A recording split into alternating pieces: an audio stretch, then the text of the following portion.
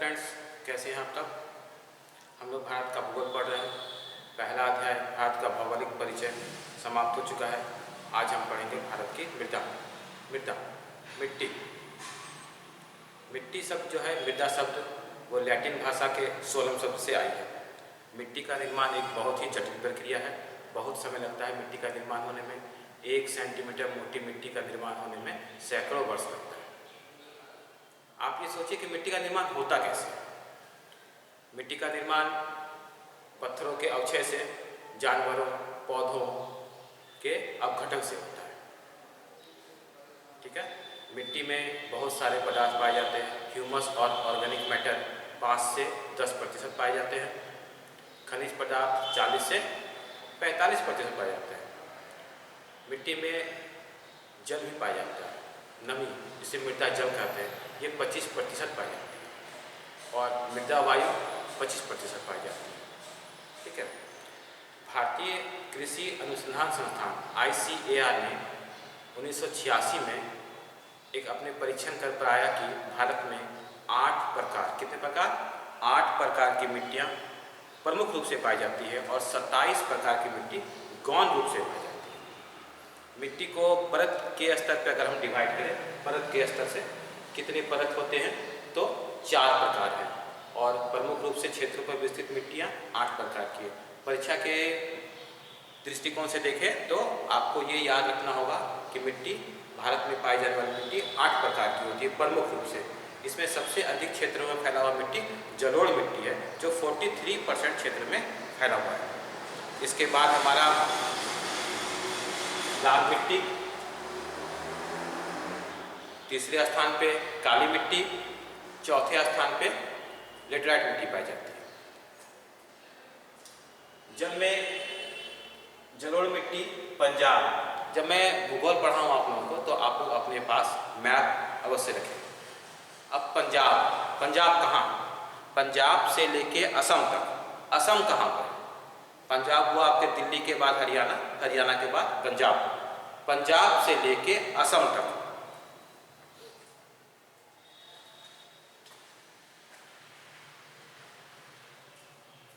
ये आपका यहाँ मैं बना रहा हूँ मैं। पंजाब यहाँ से लेके असम, सिक्किम के बाद असम, ये पूरा क्षेत्र जलोढ़ मिट्टी का है। जहाँ जहाँ नदियाँ बहती है, नर्मदा, ताप्ती, महानदी, कृष्णा, गोदावरी, हर नदियों के द्वारा जो मिट्टी लाई जाती है वो जलोढ़ मिट्टी होती है। जलोढ़ मिट्टी का अर्थ ही है नदियों द्वारा लाई गई जल से बना मिट्टी, जलोढ़ मिट्टी।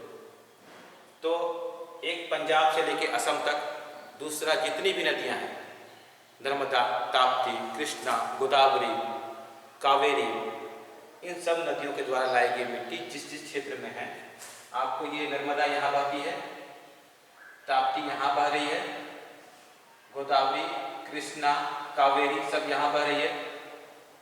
इन सब मिट्टी की ये जो नदी का क्षेत्र है, इस जगह जलोढ़ मिट्टी बहुत अधिक मात्रा में पाया जाता है।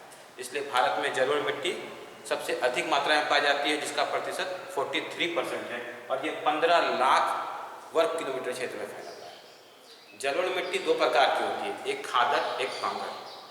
खादर जलोढ़ मिट्टी नवीन जलोढ़ मिट्टी को कहते हैं और बांगर पुरानी जलोढ़ मिट्टी को कहते हैं। परीक्षा में अक्सर पूछा जाता है कि नवीन जलोढ़ मिट्टी किसे कहते हैं? खादर को कहते हैं।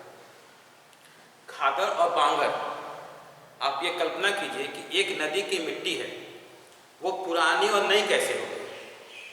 नदी द्वारा लाई गई मिट्टी पुरानी और नई कैसे हो? नदी तो अपनी जगह पे बह रही है, जो मिट्टी है वहाँ वो पहले से है, उसके ऊपर नई मिट्टी आई, उसके ऊपर नई मिट्टी आई, ऐसा है क्या? नदियाँ 12-12 साल पे अपना मार्ग बदलती है। आप कहीं गंगा क्या मार्ग बदलती है? जी हाँ, गंगा भी अपना मार्ग बदलती है। बहुत ऐसी जगह है पे गंगा अपना मार्ग बदलती है। पुराने ज़माने में एक कल्पना ये भी है कि पुराने ज़माने में नदियों को चौड़ाई अधिक हुआ करती थी, नदी का जल स्तर अधिक हुआ करता था। वहाँ से आज नदी छोटी हो गई है। नदी पहले यहाँ तक फैली थी, आज नदी यहाँ बह रही है। तो ये जो बचा हुआ क्षेत्र है, वहाँ जो मिट्टी है वो बांगर है, क्योंकि वो पुरानी मिट्टी है। आज से सदियों पहले गंगा वहाँ बहा करती थी या कोई भी नदी वहाँ बहा करती थी।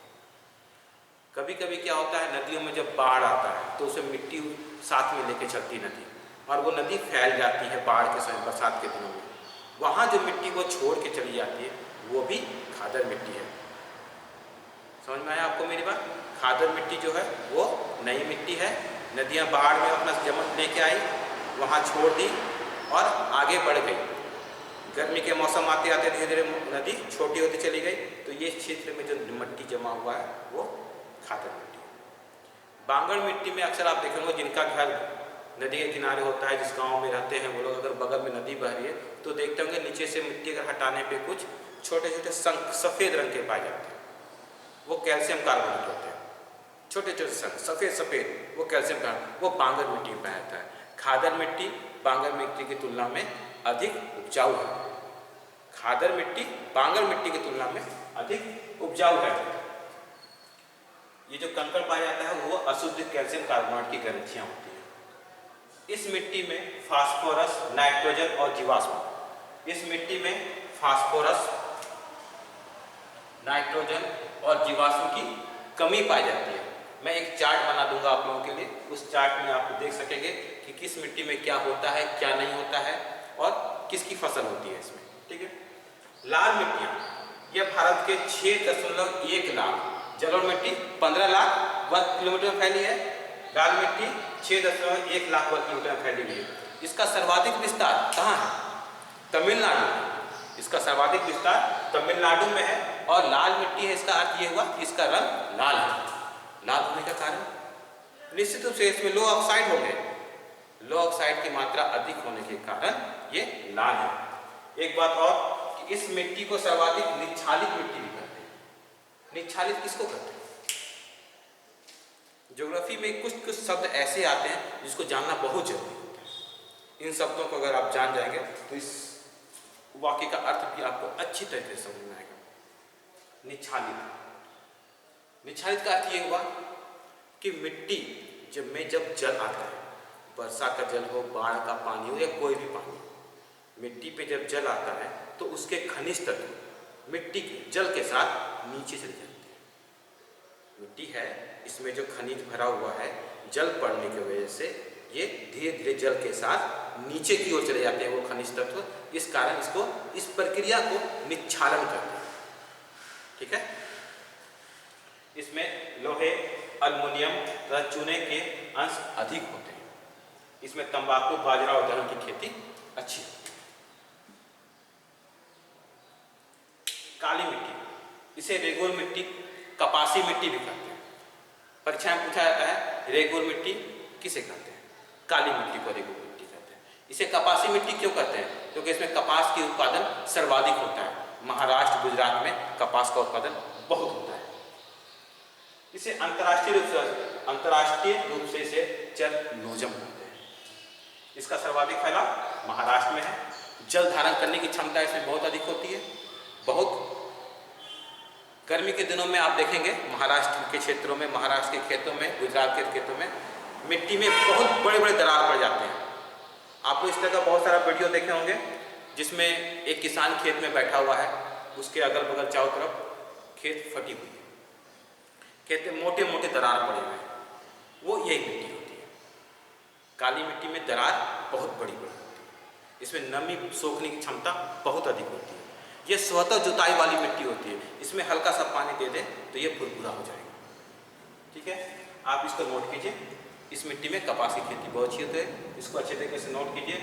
अगले बोर्ड में मिटा के अगले पार्ट में मैं इसका चार्ट बना देता हूँ और लेटराइट मिट्टी के बारे में भी कुछ जानकारी आपको दूंगा और 4 जो बचे हुए हैं मिट्टी उनको ही बताऊँगा। आप इसको अच्छे तरीके से नोट कीजिए।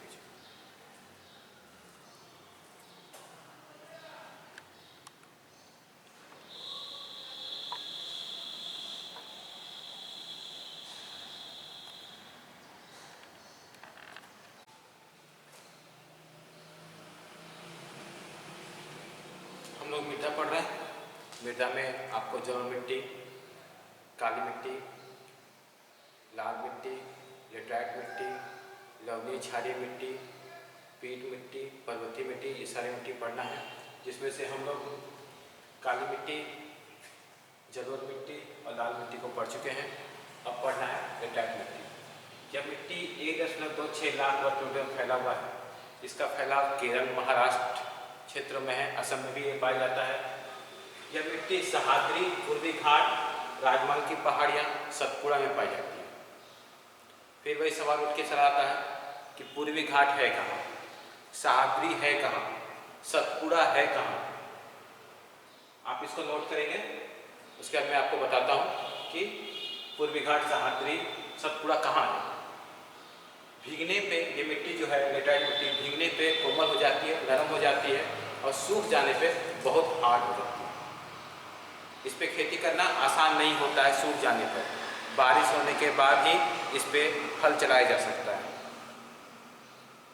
मरुस्थलीय मिट्टी, जैसा कि नाम है मरुस्थल, राजस्थान, सौराष्ट्र।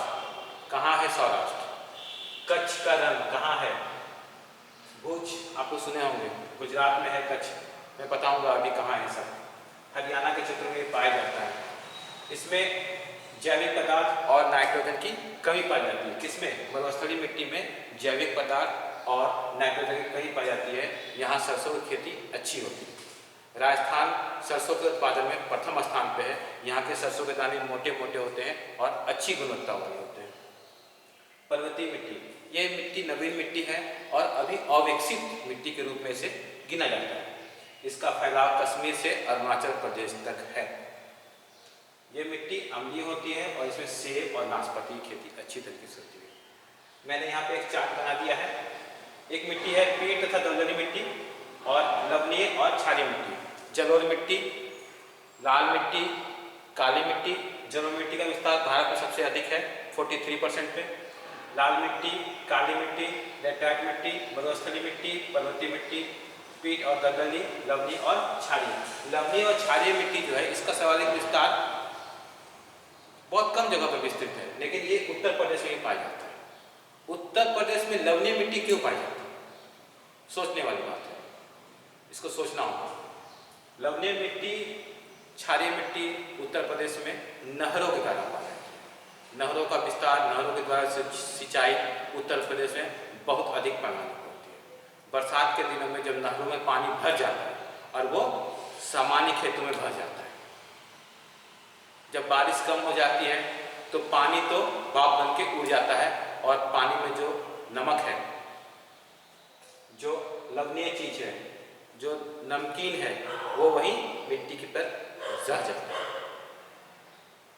आप लोग ये सोचिए कि समुद्र का पानी खारा क्यों है? इसका कारण क्या है? इसका कारण नदियों का जल है। नदी जो मिट्टी के ऊपर से बहती है तो उस मिट्टी के साथ वो लवणीय तत्व मिट्टी में पाया जाता है। बच्चे इसीलिए मिट्टी को चाटते हैं। इसको आप नोट करेंगे।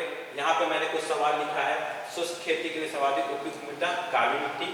केंद्रीय मृदा संरक्षण बोर्ड का गठन। सर्वाधिक मृदा अपरदन से प्रभावित राज्य राजस्थान। सर्वाधिक लवणीय मृदा वाला राज्य, सर्वाधिक लवणीय मृदा वाला राज्य गुजरात। भारत में थल और जल का प्रतिशत, भारत में थल जमीन की मात्रा, भूमि 90.44% है और जल का प्रतिशत 9.56 है। भारत में मृदा के ऊपरी परत का ह्रास, कहते हैं ना ऊपर की परत जो हट गई, जो उपजाऊ मिट्टी होती है, इसका सबसे बड़ा कारण जल का अपरदन है। जल के कारण ये मिट्टी हो जाती है। धान की खेती के लिए सबसे अधिक उपयुक्त मिट्टी दोमट है। आप तो ये सोचें कि जल से तो नदी के किनारे का मिट्टी उठ जाता है, बगल कैसे? नदियां बहुत दूर बहती है आपके गांव से, लेकिन आपके गांव तक बाढ़ का पानी चला आता है। कैसे? नदी जो होती है उसमें सहायक नदियों का जल आके गिरता है। प्रमुख नदियों में सहायक नदियों का जल आके ऊपर से गिरता है। बरसात के दिनों में क्या होती है? सहायक नदियां छोटी छोटी होती है, प्रमुख नदी बड़ी होती है। गंगा बहुत दूर से बहती हुई आ रही है। गंगा, आपको बताना होगा कि गंगा किन दो नदियों के मिलने से बनती है और कहाँ पे बनती है। वो दो नदी जो साथ में संगम करती है, कहाँ पे करती है? गंगा चूंकि देवप्रयाग से चली आ रही है, बहुत दूर से आ रही है, उसका जल ग्रहण क्षेत्र बहुत अधिक है। बहुत सारी छोटी छोटी नदियाँ उसमें जल गिराती है, तो बरसात के दिनों में नदी बहुत पहले ही उफन जाती है। उसका जल अपने धरातल से ऊपर, बहुत ऊपर उठ जाता है। छोटी नदी आपके साथ भी चल रही है बरसात का जल, वो अब उस गंगा में डालना चाहती है, लेकिन गंगा का पानी खुद उठा हुआ है। इससे क्या होगा कि गंगा का पानी ही विपरीत दिशा में जाएगा। छोटी नदियों का पानी गंगा में नहीं आके गंगा का पानी ही विपरीत दिशा में जाने का प्रयास करेगा, इसलिए छोटी छोटी नदियों का पानी हमारे गांव की तरफ में फैल जाता है। ठीक है। धान की खेती के लिए सर्वाधिक दोमट मिट्टी। पोटास जो खेती के लिए बहुत ही इंपॉर्टेंट तत्व है, सबसे अधिक मात्रा में जलोढ़ मिट्टी में पाई जाती है और दूसरे स्थान पे है काली मिट्टी। जैसा कि मैंने कहा था कि आपको ये बताऊंगा, आप तो इसको नोट कर लिए होंगे ऊपर, मैं थोड़ा सा इसको मिटा देता हूं और आपको सबसे पहले सहाद्री, कहाँ है सहाद्री, मैं आपको यहां बताऊंगा। ठीक है। यहां जो भी है सब एक है, मैं इसको मिटा रहा हूं, इतना सा मिटा रहा हूं, आपको सारा इसे बताता हूं। ये हमारा भारत है, ये हमारा पूर्वी घाट है, ये हमारा पश्चिमी घाट है। पूर्वी घाट घाट से थोड़ा अंदर है और पश्चिमी घाट बहुत ही नजदीक है। इन दोनों का जो ये मिलन स्थल है इसे कहते हैं सहाद्री। यहाँ पे पूर्वी घाट और पश्चिमी घाट के मिलन को कहते हैं सहाद्री। नीलगिरी का पर्वत यही। अगला चीज है पूर्वी घाट, मैंने बताया ये है पूर्वी घाट। पूर्वी घाट को क्या कहते हैं? कोरोमंडल तट, और पश्चिमी घाट को मालाबार तट कहते हैं। पूर्वी घाट को कोरोमंडल और पश्चिमी को मालाबार तट कहते हैं। सतपुड़ा, सतपुड़ा यहाँ पे है, नर्मदा नदी जो बह रही है और उसके बीच में है सतपुड़ा, इसके नीचे है ताप्ती नदी। नर्मदा, सतपुड़ा, ताप्ती, ये क्रम में आपको फिर बताऊंगा। नर्मदा, सतपुड़ा, ताप्ती। सवाल पूछा जाता है कि किन दो नदियों के बीच सतपुड़ा पर्वत स्थित है? नर्मदा और ताप्ती। अब सवाल है सौराष्ट्र, सौराष्ट्र कहाँ है?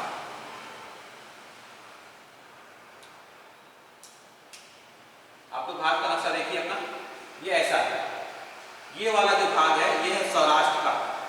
गुजरात का ये वाला जो भाग, मैं फिर से बना रहा हूं, गुजरात का जो ये वाला भाग है, ये भाग, ये सौराष्ट्र का भाग है। कच्छ का रंग, यहां पे खंबात की खाड़ी, ये क्या है? खंबात की खाड़ी, और यहां पर जो है ये है कच्छ का रंग।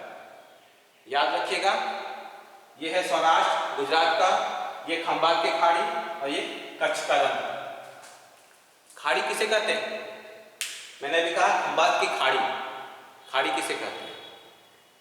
वो जल जो तीन तरफ से भूमि से घिरा हुआ, ये भूमि से घिरा हुआ है, इधर भूमि से घिरा हुआ है, इधर भूमि से घिरा हुआ है। बंगाल की खाड़ी, यहां है बंगाल की खाड़ी, ये ऐसे है, इधर है आपका पूर्वी देश, वियतनाम, लाओस, कंबोडिया, म्यांमार। ठीक है, म्यांमार, लाओस, कंबोडिया, वियतनाम, नीचे इंडोनेशिया, और ऊपर में ये आपका बांग्लादेश इधर, ये है बंगाल की खाड़ी, तीन तरफ से भूमि से घिरा हुआ। ठीक है। अगला सवाल ये हो गया, और कुछ नहीं। अब आप इसको अच्छे तरीके से नोट कीजिए, और मैंने जो मैप देख के बताया है आप वो मैप को देखिए, मेरे वीडियो को बार बार देखिए और देखिए कि क्या कहाँ है। भूगोल में सबसे इंपॉर्टेंट है कि अगर आपको स्थिति पता है किसी के तो आपको कोई कष्ट नहीं होगा। जो यहाँ लिखा हुआ है वही यहाँ है, वही यहाँ है, वही यहाँ। ठीक है, आप अब इसको अच्छी तरीके से नोट कीजिए। मृदा का अध्याय समाप्त हो गया। मैं कुछ क्वेश्चन दूंगा, उसके आंसर आपको करने हैं।